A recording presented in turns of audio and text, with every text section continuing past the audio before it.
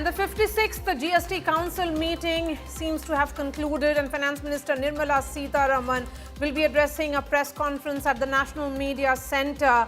This certainly is the big bonanza which is coming ahead of the festive season. Remember, the announcement had been made by Prime Minister Narendra Modi from the ramparts of the Red Fort on 15th of August. What we can tell our viewers is that all GST slabs have been approved, which will be essentially 5% and 8% GST slabs will stay. 12% and 28%, which was earlier, has been now abolished. All GST announcements will essentially mean that this will be implemented, which will be the new GST reforms, the next generation reforms that was in the making. There was a lot of anticipation around it, will be implemented now from September 22nd. Finance Minister is headed to the National Media Centre where the announcements will be coming in any moment now.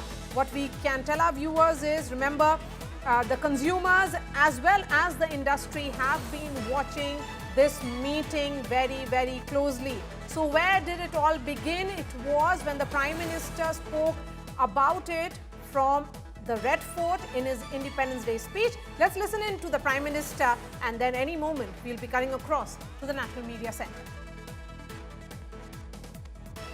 इसी कड़ी में अब GST में next generation reform होने जा रहा है। इस दिवाली जीएसटी रिफॉर्म से डबल बोनस देशवासियों को मिलने वाला है।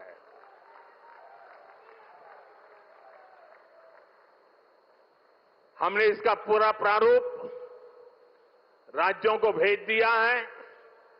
मैं आशा करता हूं कि सभी राज्य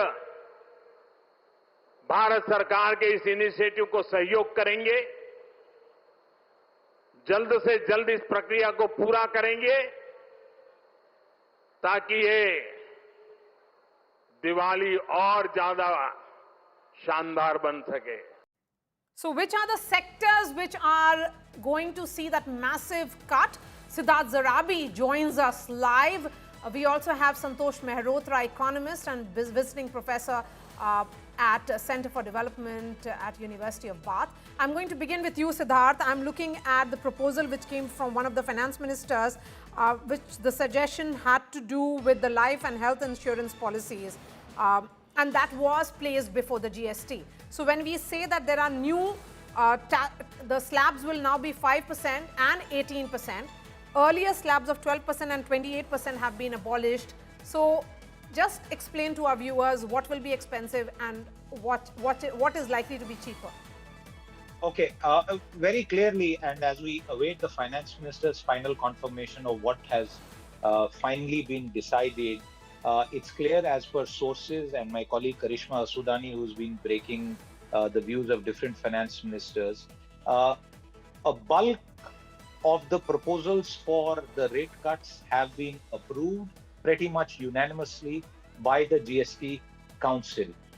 That kind of puts us to look at 175 odd broad items of mass consumption public goods, which will see cheaper rates, including insurance. As far as the slabs are concerned, the 5 and 18 mean that many items have moved to a lower rate. Some items may have moved to a higher rate, but there is a 40% special rate, which could also be called a sin sort of tax rate, where by all accounts, at least a dozen items, if not more, will be taxed at that higher rate. So anything to do with luxury, Maria, is going to be taxed at a higher rate. Items of middle class consumption and below that have been moved to a lower rate.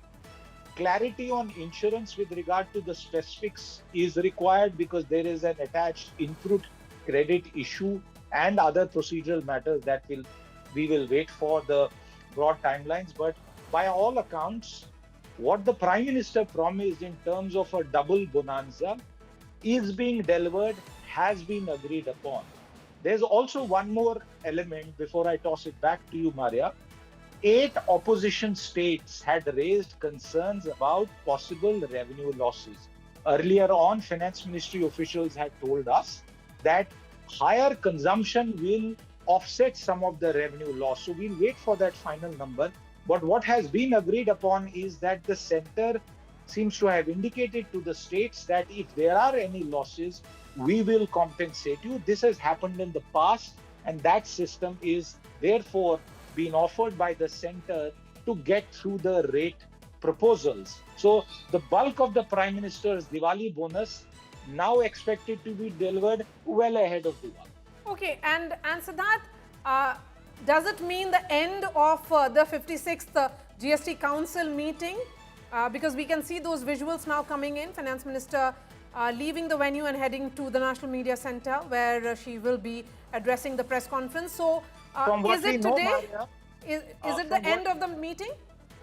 From what we know, that this was a 2-day meeting, and typically sometimes agenda items and discussions don't get finished on one day. And earlier on, only the Finance Ministry officials had indicated that it might take 2 days.